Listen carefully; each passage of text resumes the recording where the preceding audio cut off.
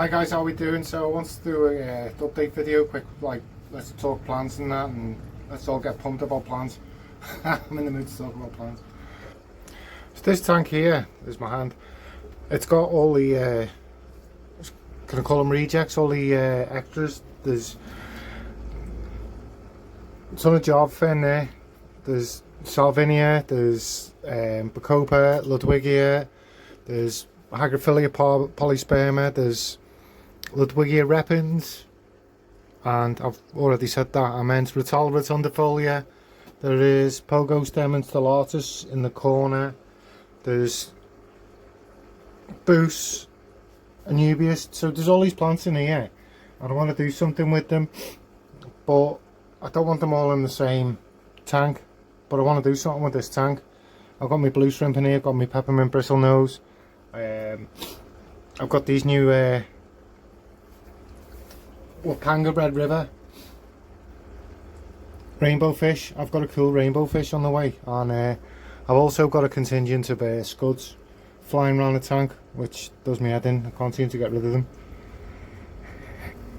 But these rainbows chase them like there's nothing else. I'm banging into rainbows now. I've got these Topanga Red River, which are similar to Praecox rainbows but rarer, apparently. Got some snail eggs on there. I've also got some Hygrophila Rosenvig there, I think it's called. Is it Rosenvig? Rosenvig, yeah. Red leaf. A bit veiny that. It looks like a bit nutrient deficient, but we can have a look at that, can't we? So I've got my pair of angels, my breeding pair of angels. They've laid eggs again and all the eggs are gone white. I took the breeding cone out. It's down here. There's no light on this tank. I've ordered a light. Now the light for this was so basically the light was going to cost money, and then I've got this light, and then I've got a planted tank. It's a Wallstad tank, so I thought, well, if I buy a good light for this, then I can use these lights for this small tank. I thought that would, I don't know, it seemed like a good idea, and rather than, you know, it's going to cost money, and a light costs money, so yeah, that's where the angelfish eggs are. By the looks of it, he didn't fertilise them, so I don't know what I'm going to do there if he's not fertilising the eggs. Like, these were just to play with till I got my Manica Peru breeding. I'm thinking of putting my Manica Peru in this tank here. I'm thinking of doing something with this tank. I was checking out Tara's tanks, Tara's plants. I'll put the link in the description, can't remember the channel name exactly, but, and I was looking at her tanks, and she's got this aesthetic going on with their tanks, and I was like, wow, do you know what, I wouldn't mind capturing a bit of that magic in my tanks.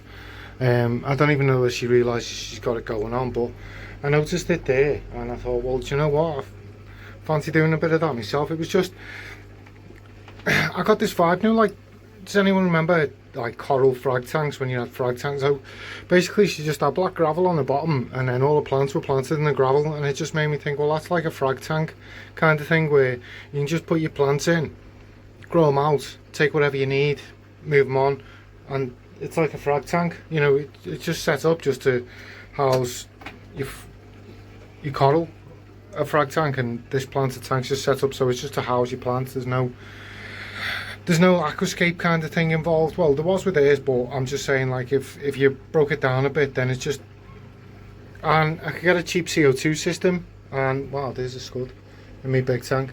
So like, I was thinking of all dirt and all my tanks and stuff, but the problem with dirt in a tank is you can't really play with it, can you? When you start pulling stuff out, you make a mess and you have to tidy it up, and no, that's very fun. So what have we got going on? We've got a ton of Java fern down here. We've got Limnophilia sessifolia. We've got more Java fern, more Java fern, more Java fern, more Java fern, more Java fern, more Java fern, more Java fern up there, over there, and down there is Java fern. So there's about, do you reckon that is, guys, about 3-4 foot of Java fern? That's some Java fern, that, isn't it? If anyone wants some Java fern who's in the UK, let me know.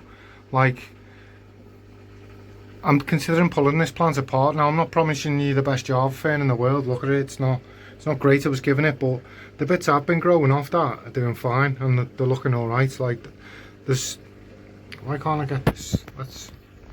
I can't zoom on this bloody mode. So I've got that piece of Java fern there. There's loads of bits. So if you just want me to sort you somehow, let me know and we'll sort something out. I've got Ludwigia repens, Ludwigia repens, Ludwigia repens. Got a big ton of it floating in this corner that's just growing out and living its life. Got Rotala rotundifolia bouncing around. So I've got a ton of plants in here growing in the substrate. I'm thinking like I could do with some, if I can get shut to some of this Java fern, maybe bin a bit, I don't know, because it's not looking amazing, but the bits growing off it are cool. Then we got Boos, got a big Anubias, I think that's Barterai, and then I've got Anubias, Boos and Gold Coin, then I've got narrow leaf Java fern there. And then I've got this, I ordered it as a Crenum natans, and I don't think it's Crenum natans because there's absolutely no crinkling of the leaf, so kind of gutted about that, but it doesn't matter because guess what I've got coming in the post? A Crenum natans. There's 47 in the country and I've got one of them coming to me. Look at these, oh missed it, they were terrorising us. Hi guys, so here's my Wallstad with me Bos Monai rainbow shooting round. You can see them in the back, I can't zoom on this bloody mode for some reason. But I'm going to do a feeding video. I've got some frozen brine shrimp. I'll get some of that in. Damn, look at them go for that. Look at them. The boss, aren't they? One of them's starting to colour up. There's the big male on the top left at the moment, and then the one they moved off, the one front in the middle, starting to colour up, starting to go yellow. Look out. I'm thinking of feeding it. Then what's that stuff called? I'm walking around my fish room while I do this bit. I'm feeding everyone a bit of frozen brine shrimp. And Staphylococcus or whatever it's called, I cannot pronounce it. The colour enhancing stuff. I'm going to feed them some of that, I think. And I'm just throwing brine shrimp all over the gaff. Yeah, I think I'm going to give me rainbow some of that and see if we can get them to cover up. Although that one there is starting to show a bit of yellow, which gets me a bit excited.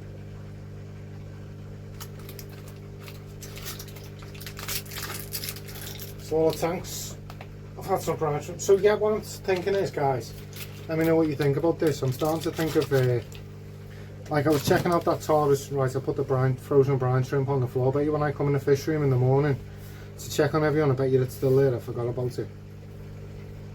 I always do that and waste about a tenner's worth of brine shrimp a month and bloodworm.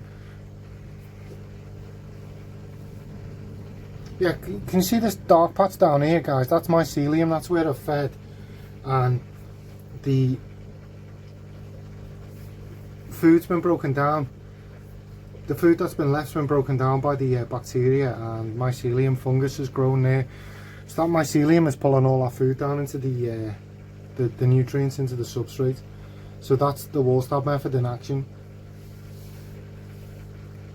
Getting them nutrients down to the plant roots. What's going on down there? There's something in the corner. Look at that fish there. Oh, it's yellow.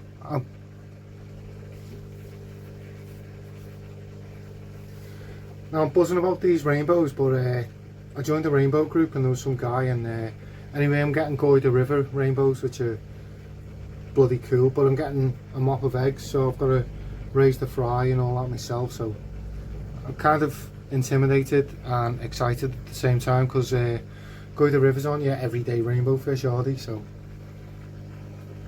but this tank's I'm doing, like, everything seems to be flying.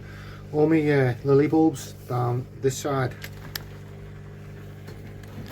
look at them, they're flying. There's a little one down there that's just been like a little cat poo in my tank for ages. It's just been the bulb with no leaves, and I had it in my other Wallstad, and now I've got this Wallstad going. I realised that everything I did in my last Wallstad I did wrong. It was all schoolboy errors, and all around here, actually all around this corner is planted up with Cryptparva, and it all melted, and I can just see little tiny couple of leaves coming out, which I'm excited about. That this Brazilian pennywort was melting in my low tech tank, put in the Wallstad tank.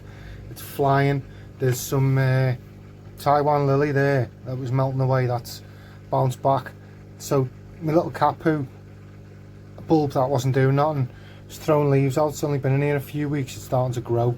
And then yeah, I've got this one going. There's a bulb down, a little cat poo bulb doing nothing down the back at the moment, but this big red tiger lotus was out of it. It was off the bulb, and then I've got that, and then I've got there's like 4 bulbs going on. Like, I want to start hooking people up with bulbs. I've got my Crenum Calamastratum flying here, and then this side of the tank I've got all my Amazon swords. I've got a Ponjigieton, can't remember the name of it, and then got the Ponjigieton I forgot the name of them all. I've got the Ponjigieton, it's not Longifolia, Ulvaceous. I've got the other ball, something I can't pronounce it, and then I've got the Madagascar Lace, a Ponjigieton Madagascarensis down there. Can't seem to get his leaves out.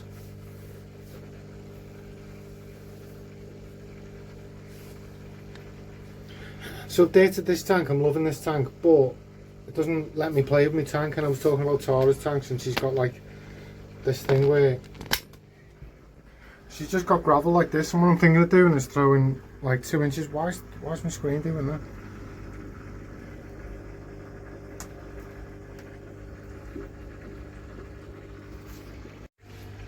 So that Tara I was keeping, so she's got like black gravel like this, and I'm thinking if I put like 2 inches of pea gravel in, or like this black gravel, and then I can plant straight in the substrate, then I can get some stems going. I can get me I don't know, get some dragonstone, break it up like frag plugs, and glue me me epiphytes.